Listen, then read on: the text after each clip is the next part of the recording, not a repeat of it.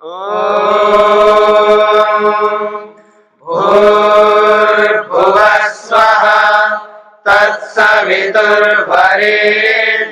भर्गो देवस्य धीमहि धियो यो नः प्रचोदयात्।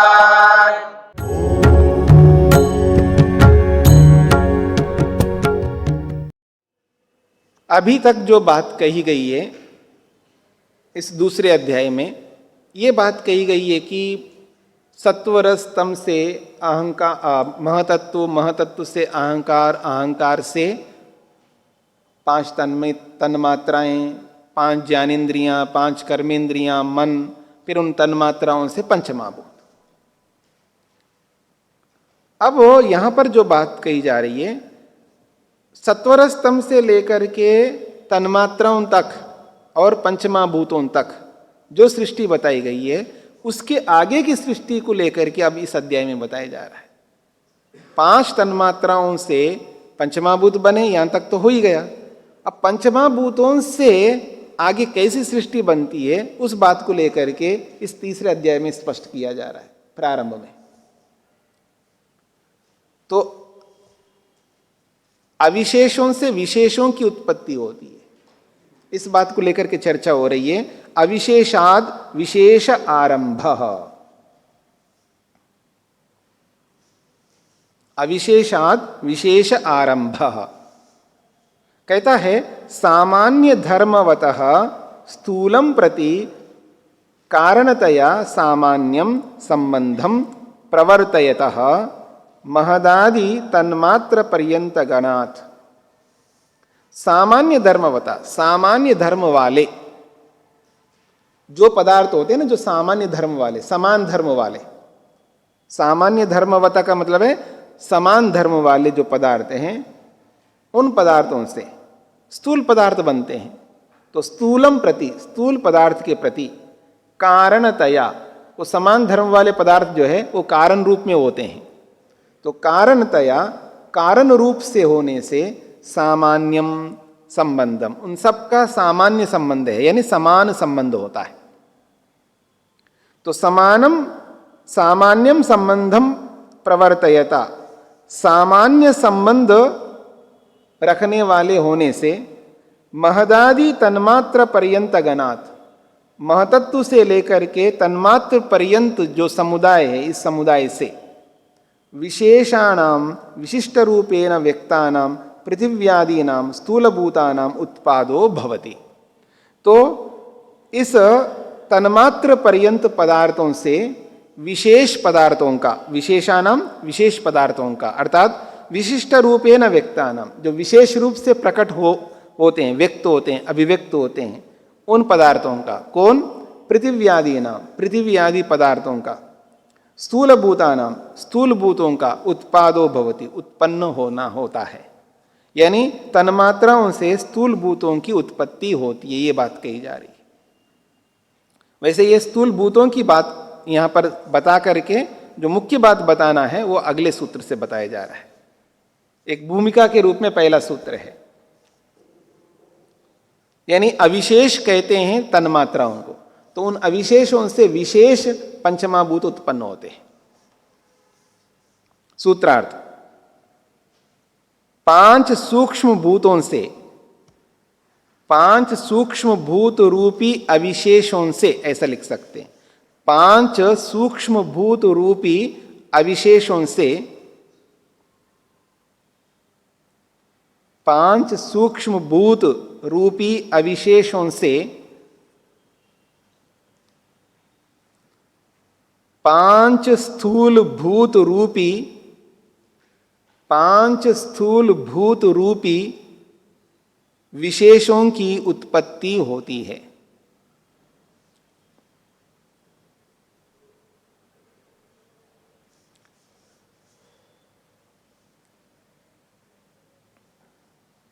स्पष्ट हो गया सूत्रार्थ? अब वो मुख्य प्रसंग आ रहा है, तस्मात् शरीरस्य, तस्मात् पंचभूतात्, पंचभूतात्मकात्, ऐसा भी कह सकते। तस्मात् का मतलब है पंचभूतात्मकात्, पंच स्थूल भूत गणात, 5 स्थूलभूत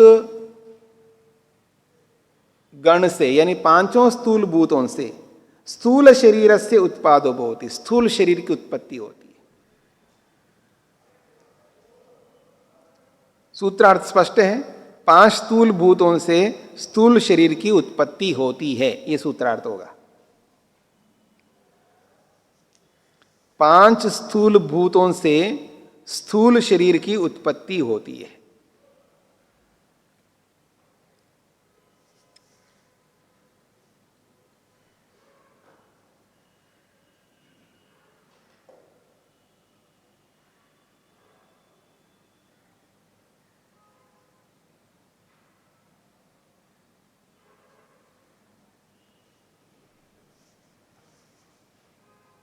आगे बढ़े, तीसरा सूत्र, तद बीजात संसृति ही। संसृति संसरण को कहते हैं। तस्य शरीरस्य बीजात महतत्वादि तन्मात्र पर्यंतात् विशेष गणात स आशयात लिंग शरीर रूपात संसरणम भवति।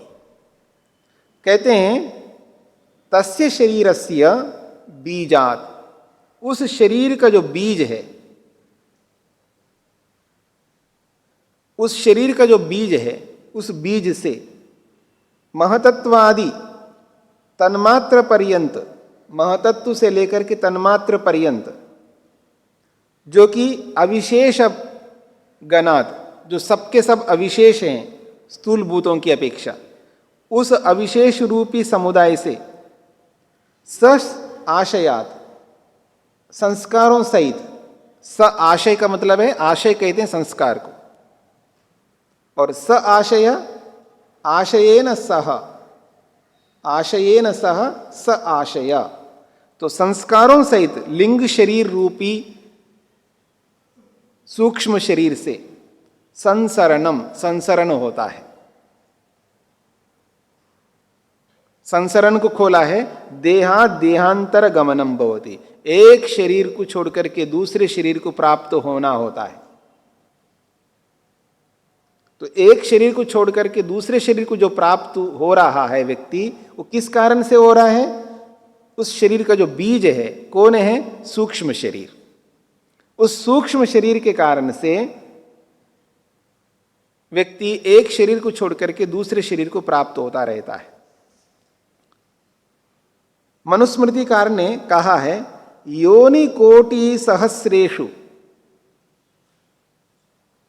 श्रुतिश्च अस्य अंतरात्मनः, अस्य अंतरात्मना, इस अंतरात्मा का, इस जीवात्मा का, अंतरात्मा का मतलब है जो शरीर के अंदर रहने वाला जो आत्मा है, इसका श्रुति, इसका संसरण, इसका श्रुति का मतलब है यहाँ पर एक शरीर को छोड़कर के दूसरे शरीर को प्राप्त होना रूपी जो श्रुति संसरण है, वो कैसे होता है? योनि कोटि सहस्रेषु, सहस्रों योनियों में होता है। एकाध योनि की बात नहीं है, सहस्रों योनियों में जाता है व्यक्ति। इसलिए एक बात मैं कहा करता हूं अक्सर, देखिए जी, आप मेरे को ऐसा मत समझना कि मैं कुत्ता भी था, गधा भी था, सूअर भी था, कीड़ा भी था, पक्षी भी था, सब था।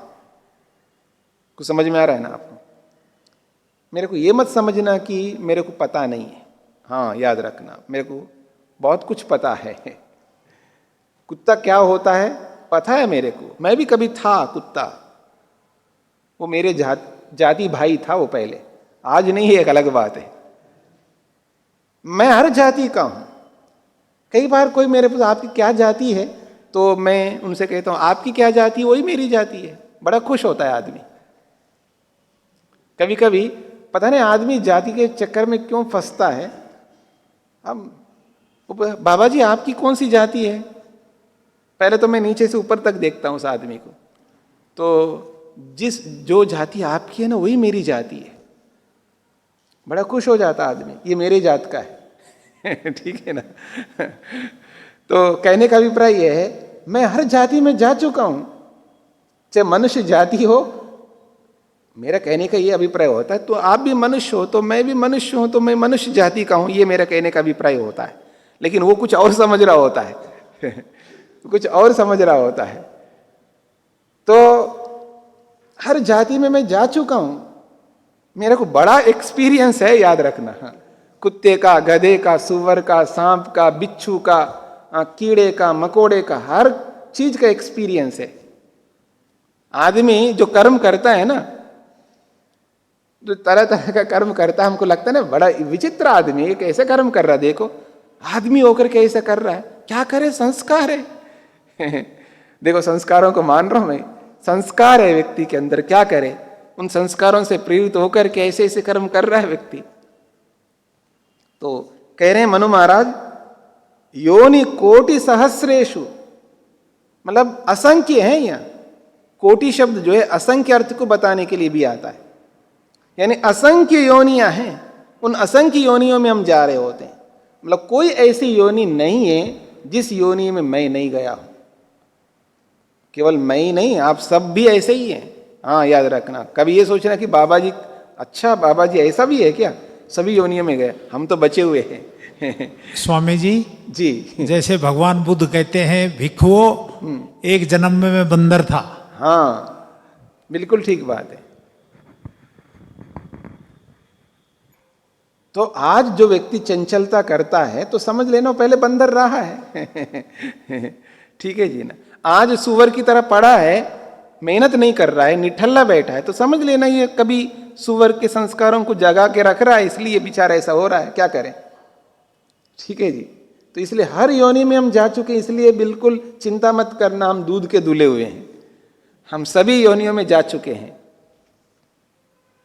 इसलिए मेहनत करना इस शरीर में। अब जो शरीर मिला है पता नहीं दोबारा मिले ना मिले, हाँ याद रखना, पता नहीं दोबारा मिले ना मिले। जो चांस है ना, इसका अवसर का लाभ उठाना बुद्धिमत्ता है। जो व्यक्ति अवसर का लाभ उठाता है ना, उससे बढ़कर बुद्धिमान और कोई दुनिया में नहीं हो सकता, याद रखना। जो अवसर का लाभ नहीं उठा सकता है तो बेचारा कोरा रह जाता है। ये बहुत बड़ा अवसर मिला है कि हम मनुष्य बने हैं, इस अवसर का लाभ तो हमको पूरा उठाना चाहिए।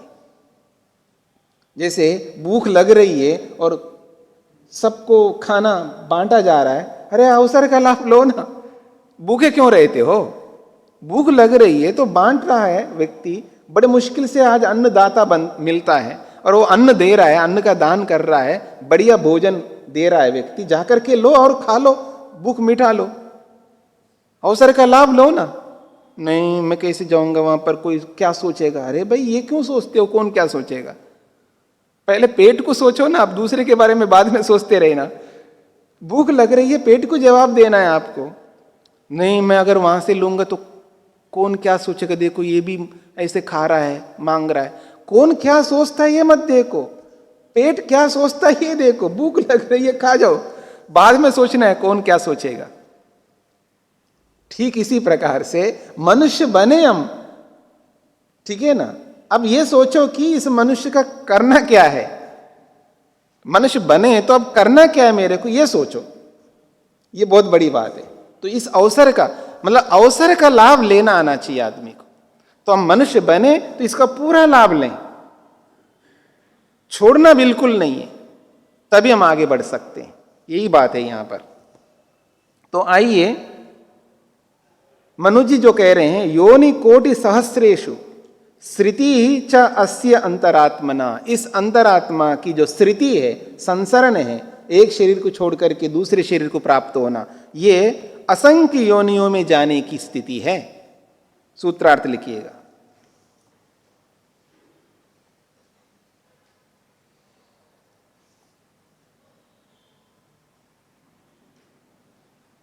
शरीर का बीज, शरीर का बीज अर्थात कारण और सूक्ष्म शरीर से, शरीर का बीज कारण, कारण का मतलब कारण शरीर, शरीर का बीज कारण शरीर और सूक्ष्म शरीर से, शरीर का बीज अर्थात कारण शरीर और सूक्ष्म शरीर से आत्मा, आत्मा एक शरीर से दूसरे शरीर में गमन करता रहता है। आत्मा एक शरीर से दूसरे शरीर में गमन करता रहता है।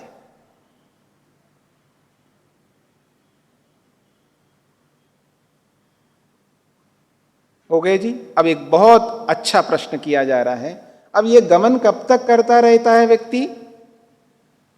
तो कह रहे हैं हाँ जी, माइक देखिए, पहले माइक को ऑन करो। कारण शरीर और सूक्ष्म शरीर थोड़ा खुलासा हो। सूक्ष्म शरीर उसको कहते हैं जो अभी हमने दूसरे अध्याय में पढ़ लिया, महतत्व अंत्यकरण। नहीं, प्रश्न आपने किया तो पूरा उत्तर को सुन लीजिएगा। बुद्धि यानी महतत्व, अहंकार, मन, 3, 5 ज्ञानेंद्रियां, 5 कर्मेंद्रियां, 10, ठीक है, और 5 तन्मात्राएं, 15। 5 ज्ञानेंद्रियां, 5 कर्मेंद्रियां, 5 तन्मात्राएं, 15 हो गए। महतत्व रूपी बुद्धि, अहंकार, मन, 3, 15 और 3 18। इन 18 तत्वों का जो समुदाय है, उस समुदाय का नाम है सूक्ष्म शरीर। हो गया। अब इस पूरे सूक्ष्म शरीर का जो कारण है वो है सत्व रज तम। उस सत्वरज तम को कारण शरीर कहा जाता है, और इन 18 तत्वों का जो समुदाय है इसको सूक्ष्म शरीर कहा जाता है। फिर उसके बाद में ये जो दिखने वाला शरीर है इसको स्थूल शरीर कहा जाता है। तो 3 प्रकार के शरीर हुए हैं, एक स्थूल शरीर, एक सूक्ष्म शरीर और एक कारण शरीर। तो यहां जो बात कही जा रही है कि शरीर का जो बीज है, ये जो हमारा शरीर है स्थूल शरीर, इस स्थूल शरीर का बीज है 2, एक सूक्ष्म शरीर और एक कारण शरीर। तो शरीर का बीज अर्थात कारण शरीर और सूक्ष्म शरीर से आत्मा एक शरीर को छोड़ करके दूसरे शरीर को प्राप्त होता रहता है। ये सूत्रार्थ हो गया। आगे बढ़े। कदा पर्यंतम तद बीजम महतत्वादिकम प्रवर्तते। कब तक ये बीज जो कि महतत्वादि के रूप में है, ये महतत्वादि के रूप में जो बीज है, ये कदा पर्यंतम प्रवर्तते, कब तक ये प्रवृत्त होता रहता है। इति आकांक्षायाम आहा, इस आकांक्षा को लेकर के आहा उत्तर दिया जा रहा है। आविवेकाच्च प्रवर्तनम अविशेषाणाम। आविवेकाच्च अथ च महतत्व अहंकार तन्मात्राणाम। महतत्व अहंकार तन्मात्राणाम बीजभूतानाम। जो महतत्व अहंकार तन्मात्रा आदि के रूप में जो बीज है, इस बीज स्वरूप का प्रवृत्ति, ये जो प्रवर्तन है, स्थूल शरीर निर्माण आया। इनका प्रवर्तन, इनकी प्रवृत्ति क्यों हो रही है? स्थूल शरीर को बनाने के लिए। ये कब तक होगा इनका प्रवर्तन? तो कहते यावद विवेको ना जाएता, जब तक विवेक उत्पन्न ना हो। जब तक विवेक उत्पन्न नहीं होता तब तक इनकी प्रवृत्ति चलती रहती है।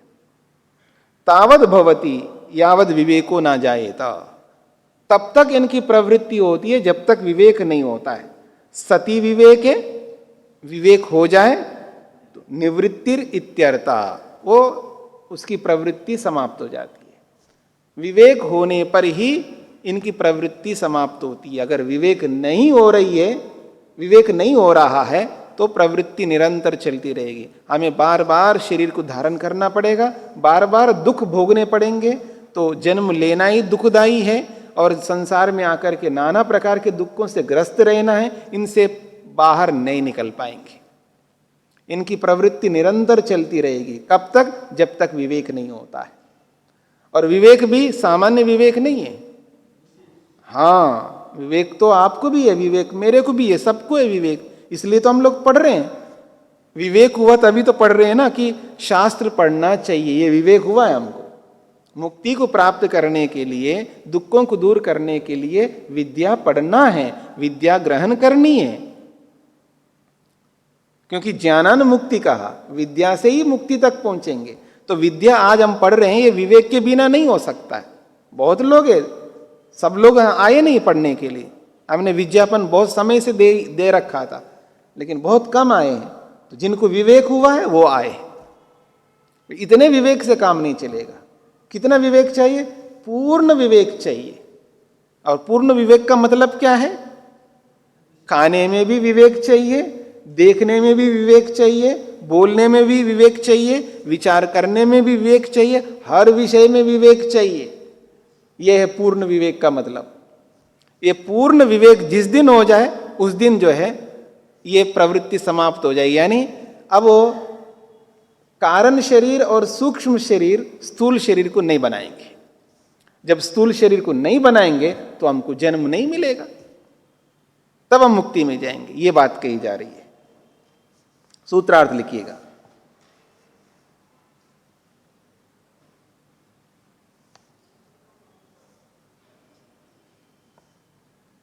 अविशेष रूपी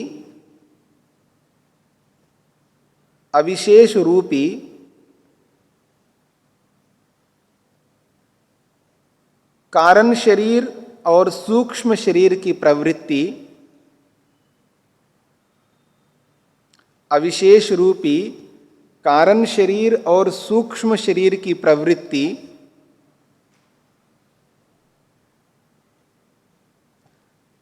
स्थूल शरीर के निर्माण के लिए, स्थूल शरीर के निर्माण के लिए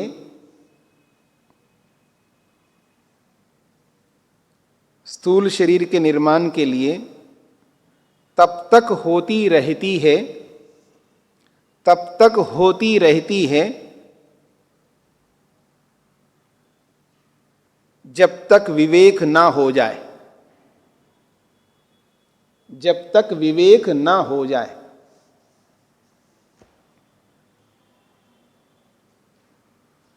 स्पष्ट हो गया सूत्रार्थ? अच्छा, एक और बात कही जा रही है। उपभोगाद इतरस्य,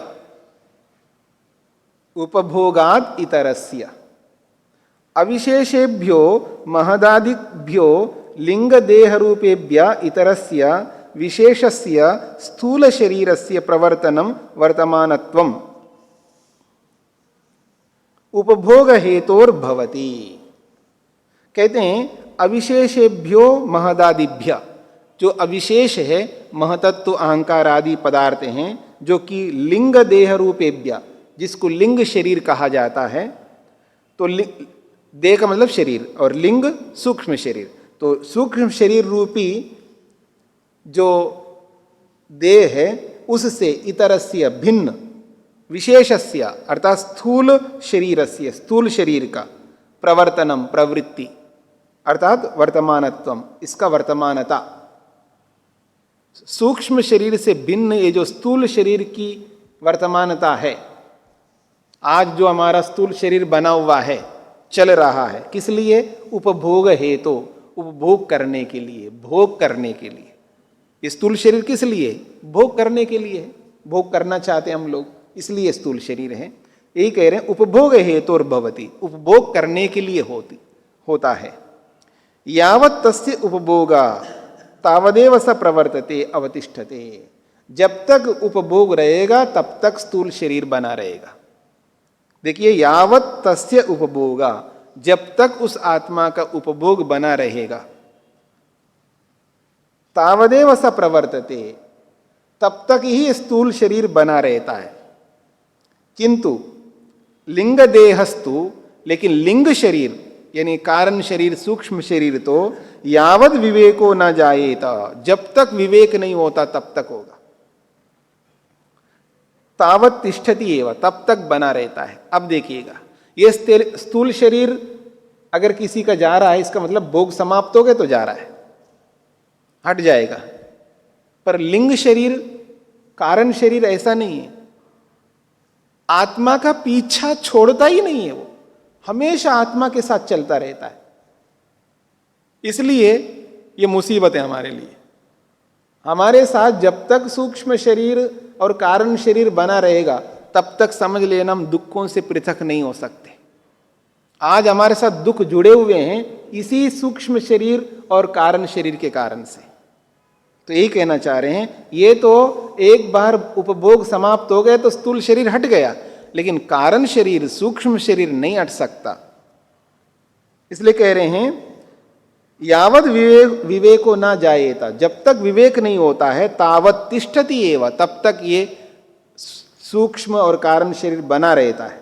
नहीं स्थूल शरीरेण नष्टेन सह तस्य विनाशो भवति, स्थूल शरीर के विनाश के साथ साथ उस सूक्ष्म कारण शरीर का विनाश नहीं हो सकता, ये कहना चाहते हैं।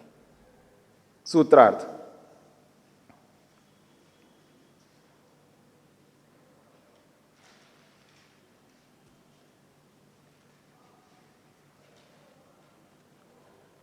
कारण और सूक्ष्म शरीर से भिन्न, कारण और सूक्ष्म शरीर से भिन्न, कारण और सूक्ष्म शरीर से भिन्न स्थूल शरीर की विद्यमानता, स्थूल शरीर की विद्यमानता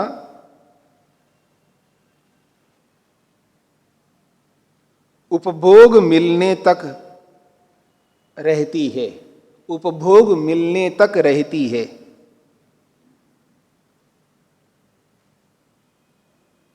उपभोग मिलने तक रहती है। उपभोग के समाप्त होने पर, उपभोग के समाप्त होने पर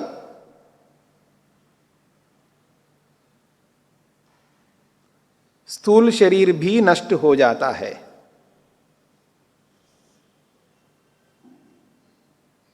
स्थूल शरीर भी नष्ट होता है, परंतु कारण व सूक्ष्म शरीर, कारण व सूक्ष्म शरीर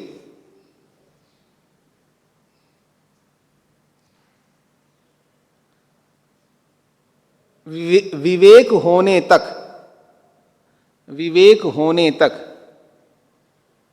जन्म जन्मांतरों तक रहता है।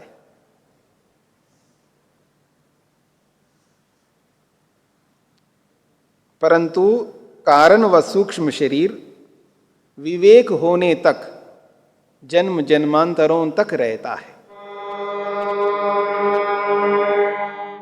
द्यो शान्तिरन्तरिक्षं शान्तिः पृथिवी शान्तिरापः शान्तिरोषधयः शान्तिः वनस्पतयः शान्तिर्विश्वे देवाः शान्तिर्ब्रह्म शान्तिः सर्वं शान्ति शान्तिरेव शान्ति क्षमा शान्तिरेधि। ॐ शान्तिः शान्तिः शान्तिः।